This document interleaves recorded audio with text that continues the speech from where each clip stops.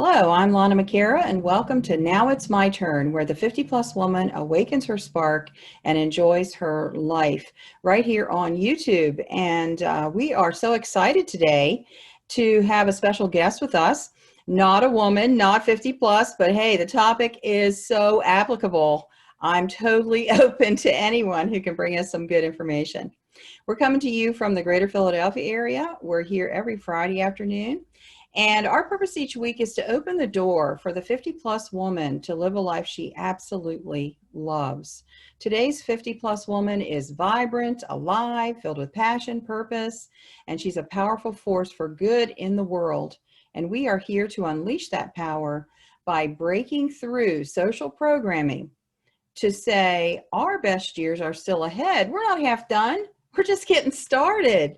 And there is so much more for us to do and contribute, where each woman can say, now it's my turn. Now it's my turn to live a life by my own parameters, my choices, my desires. And that involves two questions. First of all, who am I? Who am I now in this phase of my life? Now that the kids are grown or mostly grown, now that the career is starting to look at retirement, who am I? Who is this person in here? And the second question is, what do I really want? What do I want? I find that most times in the women I've talked to, and I know that included myself as well, we push ourselves to the side and we just live for what everybody else wants and needs. But now's the time to ask that question, what do I really want? What do I want my life to look like? And once we get clear, then we can make some plans. We can start doing what we need to do to make that happen. So get your pen and paper. I always ask you to get a pen and paper because all of our guests are always giving us such great information. You want to write that down. And right now I want you to take that pen and paper and I want you to write down your intention for today. Just write down what comes into your mind and then turn it over and we'll go on with the broadcast. And be sure, if you haven't subscribed to the channel yet, please subscribe. It really helps us, and like this video as well. Okay, as we always do, let's come into our heart space connection right now. And just a little process that I love to do. And you know, I've had people telling me that they're coming in to watch the show just for the meditation. And that is wonderful because this is so amazingly powerful. To just come into the space, feel yourself wherever you're sitting, lying, wherever you are. Just feel the chair underneath you. And then feel your heart. And just let the love in your heart just swell and expand. Just let your heart fill with love. And feel the love growing and growing. Let it fill your whole chest. Just let it fill you up. It feels warm. It feels so comforting. And then just let your heart fill with love and overflow till it fills your whole body. From the top of your head down to the bottoms of your feet. Just let your heart fill with love and let it swell until it fills all the way to the ends of your fingers, the ends of your toes. Fill yourself up with this loving, wonderful feeling. And then let it expand and come out into the room.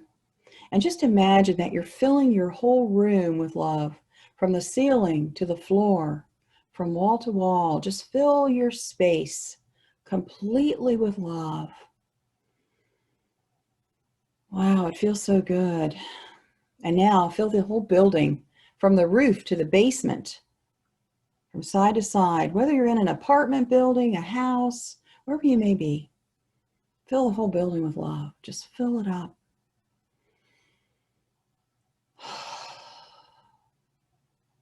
And now let your heart space, this loving heart wave, like a wave of the sea, just let it go out until it fills the region.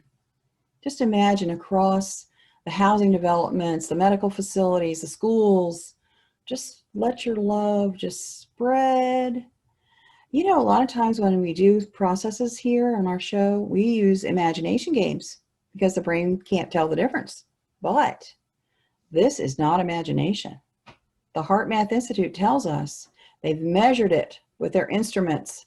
When you spread love, it actually goes out like a wave. And so this is doing good in the world. So as you let your heart space fill with love and spread it out across the region, it makes everything better. You know, they've measured it. Crime rate goes down. People's immune systems are bolstered and strengthened just by this process of letting love go out. That's right. And now, just let your love just swell out to the entire continent, from sea to sea, North America, South America, Europe, Asia, Africa, Australia, wherever you are. And we have a global network here. Let your heart space, your loving energy just swell out across the continent. And the thing I love about this is when my heart energy crosses your heart energy, it makes a connection. It forms this beautiful grid of love. And we are better together because we can help each other now because we're connected. We have that heart connection. And so the healing for one becomes the healing for all. And we are so much better together than we are alone. And now just let your heart energy just go all the way around the globe and back, covering the earth with this beautiful, loving wave of energy. That's right. Very good. Thank you so much for participating, because even when you're listening to the recording, you are still joining with us because we're all in the now. And it's such a beautiful, beautiful place to be. And because you're here, you're lending your heart energy to ours, and we are all better together. That's right. Okay, let's get our guest in here. I'm so excited for our guest today.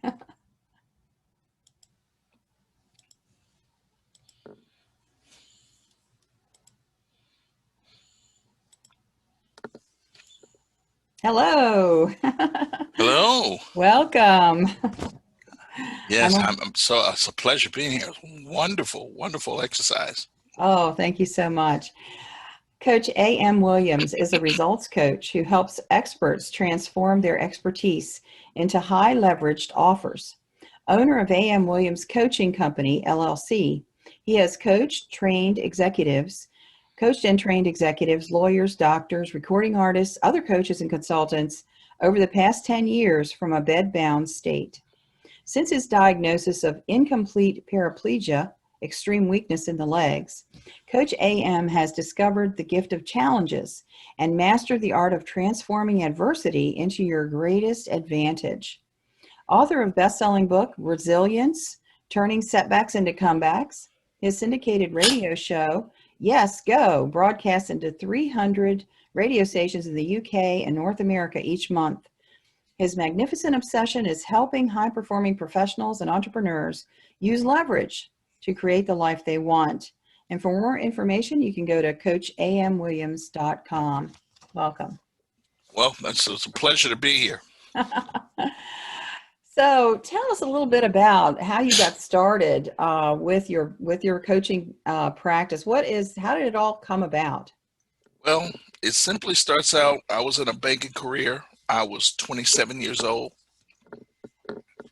doing great, earning about 3 times my income in salary, and I thought that my life was doing wonderful. Pardon me for expression, one moment.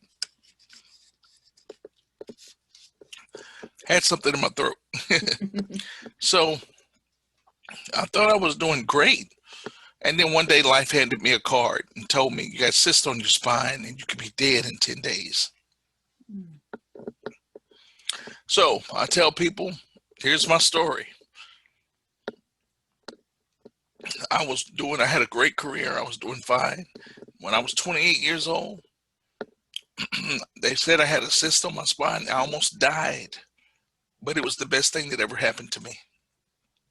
Wow. So what makes you say it was the best thing? What was it that turned that around for you? Well, it's because through that process, I discovered I went to the doctor and found out I had cyst on my spine. I thought I had pulled a muscle in my groin, thought it was something exterior, something I could, do something, heal in 2 to 3 weeks and it would be over. Mm-hmm. Through extensive testing, they found out I had cyst on my spine. And they said they needed to operate immediately because the cyst could burst, get into my bloodstream, and kill me instantly. They didn't know what was causing the cyst, and so they couldn't tell until they actually had the surgery. So, and they told me it could be cancerous as well. So here I was, 28 years old, contemplating having cancer. At the very least, I could be dead, so realizing what was in front of me, I of course I had the surgery because I needed to know, and if it could be reversed, I needed it to be reversed.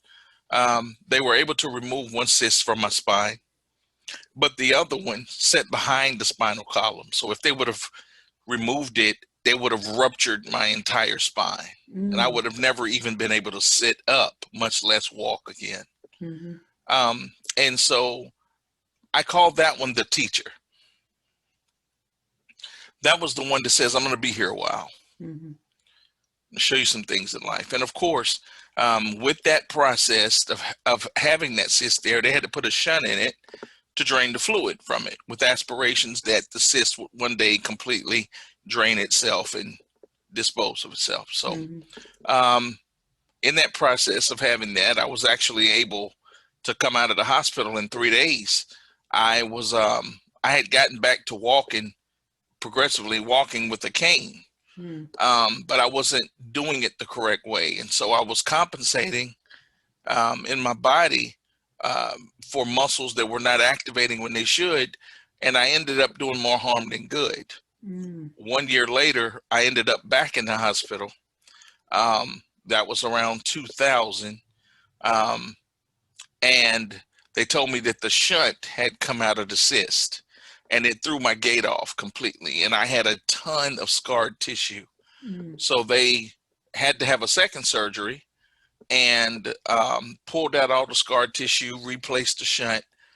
But this time when I woke up and they asked me to move my legs, I couldn't do it. I couldn't move my toes. I couldn't do anything. So I was like, what happened? And they were looking at me like, what happened? And I'm like, okay, I'm really scared because the doctors are looking and saying they don't know what took place. Well, immediately they diagnosed me quadriplegic. But then I moved my hands and they said, well, it's quite obvious you're not quadriplegic. And then they diagnosed me paraplegic, but I couldn't move my leg some. They were like, well, you're not completely paraplegic either. So they diagnosed me incomplete paraplegic. And with that diagnosis came a life full of orientations that I never knew existed, being in the world of disability. It was very interesting. It completely gave me a different lens to look at life through.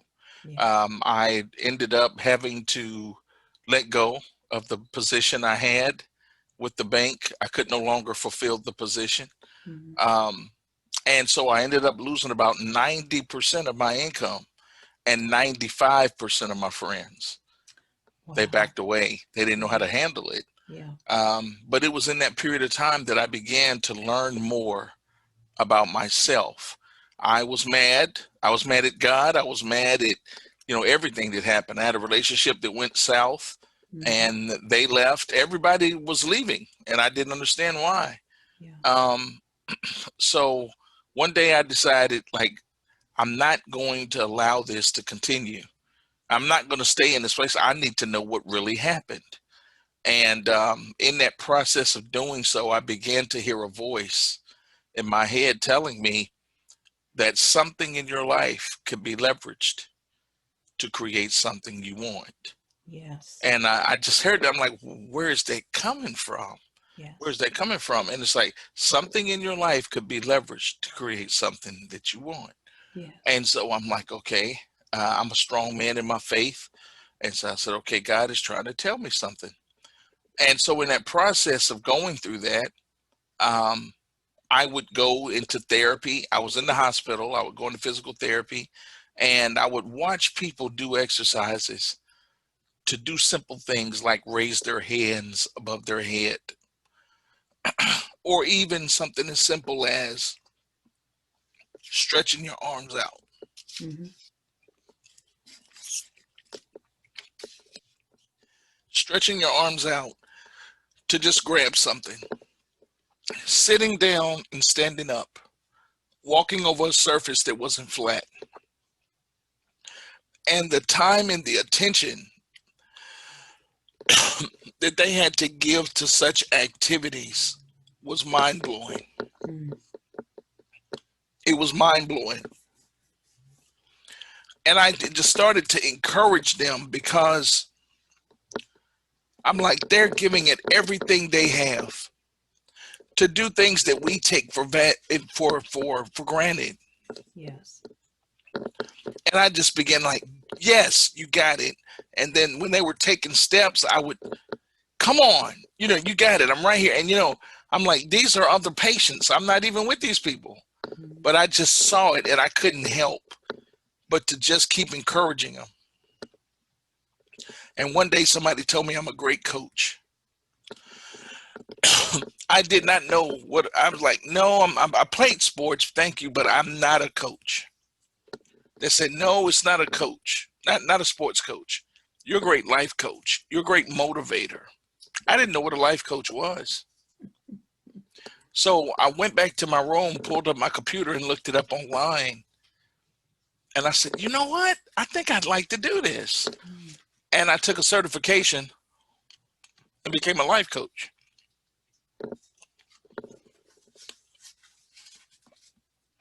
It was then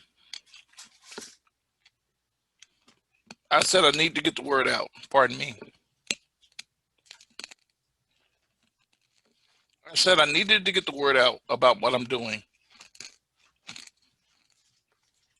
And I found out that you could start a radio show online.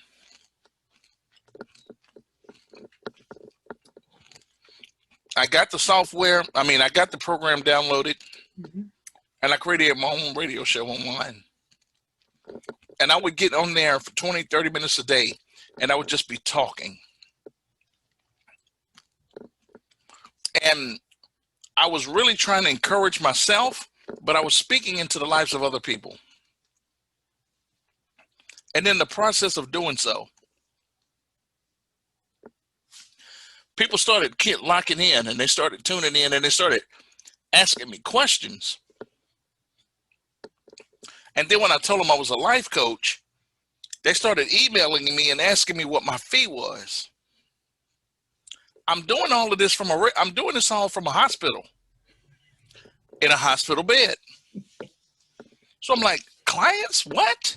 I didn't even know what to charge. So my doctor saw how serious this was becoming, and they started asking the nurse to put signs on the door to say, do not disturb. He's recording. Wow. So my hospital bed turned into my own studio / office. I can't make this stuff up, right? And so I took my first client in the hospital. I was talking to him on the phone, doing my sessions on the phone. They never even knew it. Wow. Now, the alternative was to focus on the fact that I was getting medications 10 to 12 hours a day, taking 10 to 12 different medications a day. Mm-hmm. But I completely took my mind and put it in a different space. And I saw myself helping people at a different level. Mm-hmm. And I began to remember, I began to think about, I can remember now thinking about, okay, who am I going to help today? And that would offset my medication therapy and the challenges I was having being in the hospital and having people walk out of my life. I used my platforms to help other people, and I just kept pouring into other people. Well, something started happening in my health, and it started to turn around. And as it turned around, I started healing at warp speed. It was amazing. I started healing at warp speed. Mm-hmm. And I ended up being able to get out of the hospital. And I thought I was doing pretty good until 2 years later. I had a massive breakout where my body exploded in 4 different places. Well, came to find out that in the second operation, I contracted MRSA in the operating room. Oh my. And it lied in my skin dormant for 2 years. Mm. And when it hit, my skin exploded. And I was lying in my living room floor, and they had to come, the ambulance had to come and get me. So here I go again, back in the hospital. This time I was in there for like 7 months. The holes in my body, it was just amazing. I could not explain what was going on. It was worse than the disability. Mm. From that, I ended up moving from ICU, CCU. I did all the U's. And then I ended up going into an acute care facility. I stayed in there for several months. I went into 3 nursing homes. I stayed in 3 different nursing homes. One nursing home I was coming into, they were rolling a dead person out of the same room they were moving me right into. I'm in my 30s going through all of this, okay? And I just could not believe where my life was. And then I kept hearing that voice. Something in your life can be leveraged to create something you want. I'm like, I don't want to hear that right now. I just want to get out of this situation. Yes. So when I kept, I would hear it, and I would just continue to keep doing what I was doing. And in the nursing home, I actually had people that would come to the nursing home and visit me on an appointment basis. So the person who was the receptionist for the nursing home, when the person would come in, they were like my receptionist. I had a private room in the nursing home. So people would check in with the receptionist and then come in to be, I'm telling you, it was completely, it's not the normal. It's not the norm. It's not the norm at all. But I had a private room in a nursing home, and the receptionist would, when people would come in, it's like, I'm here to see, A.M. Williams. They were like, okay, one moment. And the people would sit there, and then they would come and talk to me. And then I would come out the back like I'm a person working in an office and say, hi, how you doing? And they would come back to my room with me, and then they would sit and we would meet. So again, I'm in this condition, yes, but I'm so out of this condition. I'm building my business in a nursing home. I never let my condition impact my conditioning. So in that process, I was building, and then I healed some more, and then eventually I was able to go home. And they said, well, Mr. Williams, you're not out of the woods yet. We're going to need you to continue to keep doing post-op therapy. So they got me a bed at home. And I said, I'm going to do this in 6 months, and then it's going to be over. Well, 6 months turned into 10 years. Wow. And in that period of time, and over those 10 years, I ended up going back to school. I got several degrees. I am now working on my dissertation. I became a best-selling author on a co-authored book with Jim Rohn's 18-year business partner, Cal Wilson, and a number of world leaders. I also grew my coaching business to a multiple 6-figure coaching business from a bed-bound state. And I did sales trainings for companies international. And today I have the privilege of even consulting a Fortune 50 company, a group out of Asia. They're doing leadership training. So I did all of these things from a bed-bound state. And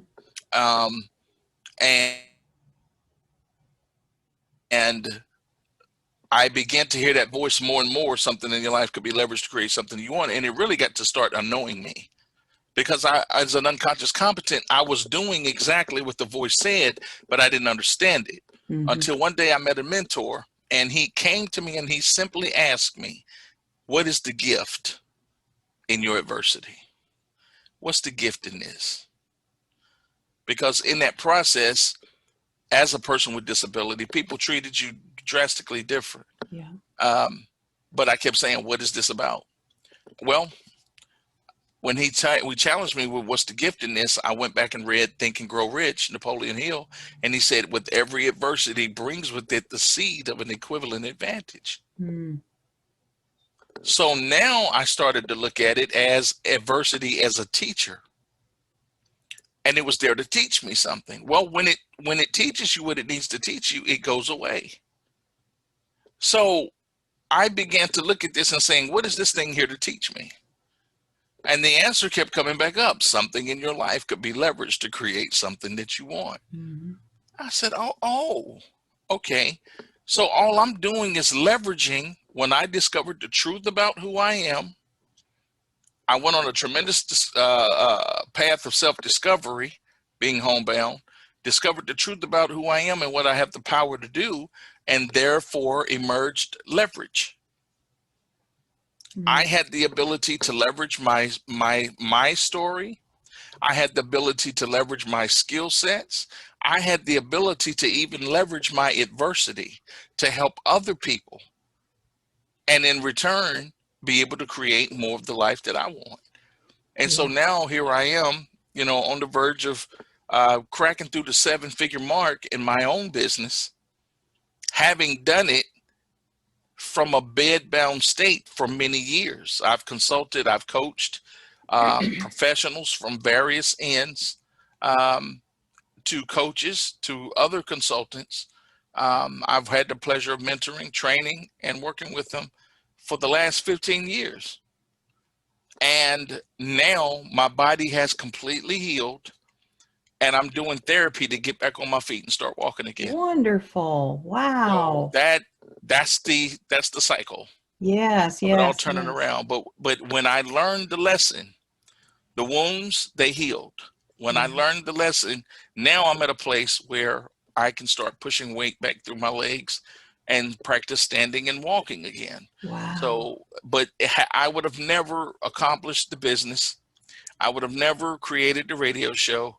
I would have never got the clients. I would have never done any of those things had the teacher been removed. Yes. So that was the gift. The adversity in itself was the gift. Yes. Because it challenged me to discover who I truly am and what I have the power to do. Wow, this is so fascinating to me because, well, one of the reasons that I was really anxious to have you on the show is because a lot of women over 50 have physical challenges. And sometimes we get in our head and say, well, my knees hurt and I better, I can't do anything anymore, things like that. When actually, you've just said it so beautifully that those things are there for different reasons. And so that is just so amazing. But this week, I listened to a little clip of J.K. Rowling. She was giving a speech. She's the author of the Harry Potter series. And we all know her story about how she was so destitute, how she was just starving with her single mom with these kids and all of that. And she said, I look back on my adversity and I realized that it was such a gift to me because, number one, it showed me what I was made of. It showed me who this person is, really, when the chips are down, when there's nothing else to hold on to. And the second thing it showed me is who my real friends are. She said, I have some friends whose price is more than rubies. But if I hadn't gone through this, I probably would have had a lot of fake friends hanging around, and I would never have really known who my friends are. And it touched me so much this week. And then here comes your story right behind it. I just could see the synchronicity of it is so incredible. In my own story, 11 years ago, I got a very painful divorce after 30 years of marriage and never had a resume. I'd never held a job for 30 years. I was a stay-at-home mom. And for me to be literally cast out onto the sidewalk to fend for myself, not having a career at 53 years old, and to say, what am I going to do? How am I going to eat? I couldn't even get public assistance. They wouldn't look at me. They said, you're healthy, get a job. And I went down to get a job, and what were they going to pay me? $9 an hour? I couldn't live on that. I couldn't pay a rent. I couldn't even pay my rent, much less food. And so these times are so painful sometimes. Lost all my friends, 100% of my friends at that moment. So I just feel so guided, led to say that I am so grateful for your story, because it just cements this whole idea of, doesn't matter what you're going through, you can still leverage something that you have to offer. The whole question is, what is it for you? What do you do that's, what can you do? And it may be something that you don't even realize at the moment, but there is something. Yes. Wonderful. I just want to take a moment to make a couple of announcements. I have a book on Amazon called Never Date a Narcissist Again. It's over there. You can go over and get it on Kindle. It is a bunch of checklists about how we attract narcissistic behavior from other people and how to stop doing it. If you haven't joined the Facebook group, nowitsmyturn.com, take you right over there, and we're there all week. We're on YouTube on Fridays, but we're over there all week.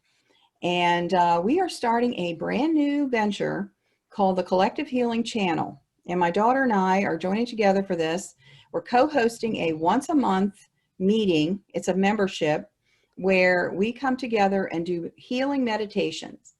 You can join us for a healing meditation once a month, and you just set your intention of what it is you want to receive that day, and then the healing meditation will help to give you the healing energy as we come together, just like we did in our meditation at the beginning, where we join our energies together and believe for each other. And this is amazing work. It's wonderful work. So if you're interested in that, go to my website, lanamcara.com. At the top, you'll see a little tab that says Collective, and just click on that, and it has the information there for the Healing Collective.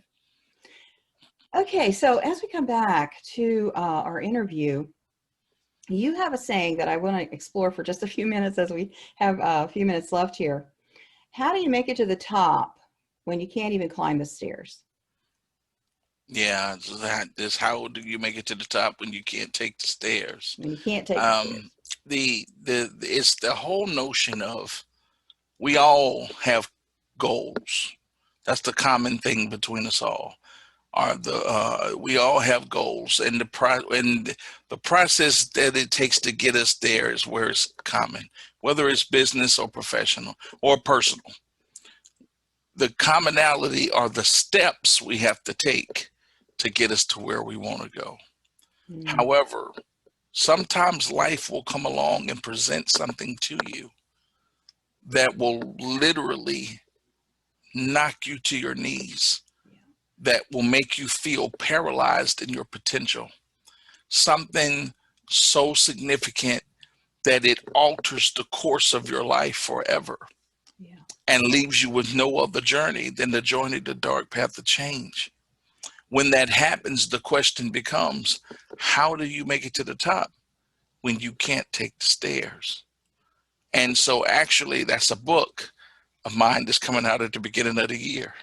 It's called Leverage Without Limits, How to Make It to the Top When You Can't Take the Stairs. It comes out at the beginning of the year. And I talk about my story. I talk about my journey. I talk about the things that I learned, the actionable insights that I've gained, because the book is not designed for you to gain pity or anything of that nature. It's more about learning how to get out of a hole. It's more about learning how to get up from dry places. The book is designed to challenge you to try again, to get the courage to follow your desires, to be adventurous, to have audacious energy, one that will not be denied, one that will not be dismayed or discouraged, one that will allow you to be able to come into the truth about who you are and dispel the illusion of your limitations.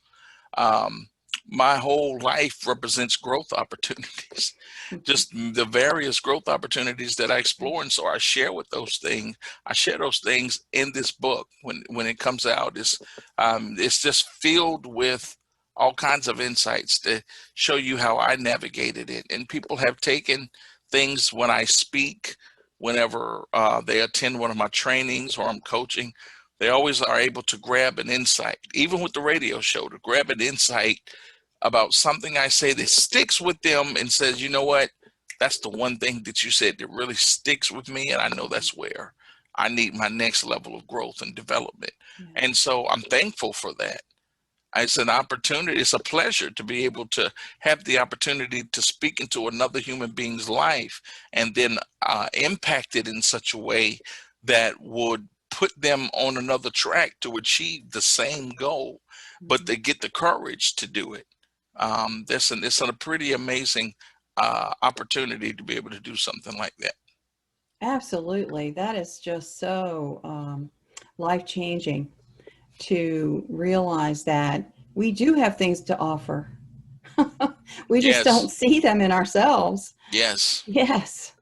Yes, we do. Yes. Yes. Because people, they self-identify with their pain. Right. They self-identify with it. So if your financial situation or circumstance dictates to you that you don't have, then you will say stuff like, I don't have, I'm broke. Well, you're not broken.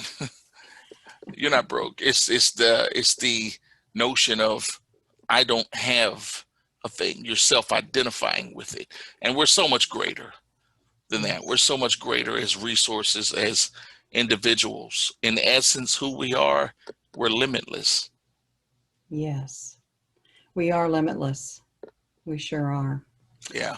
Wow. So for everyone watching, please be sure to go over to the website and give us that again. I don't want to mess it up. If I try to remember it, I might say it wrong.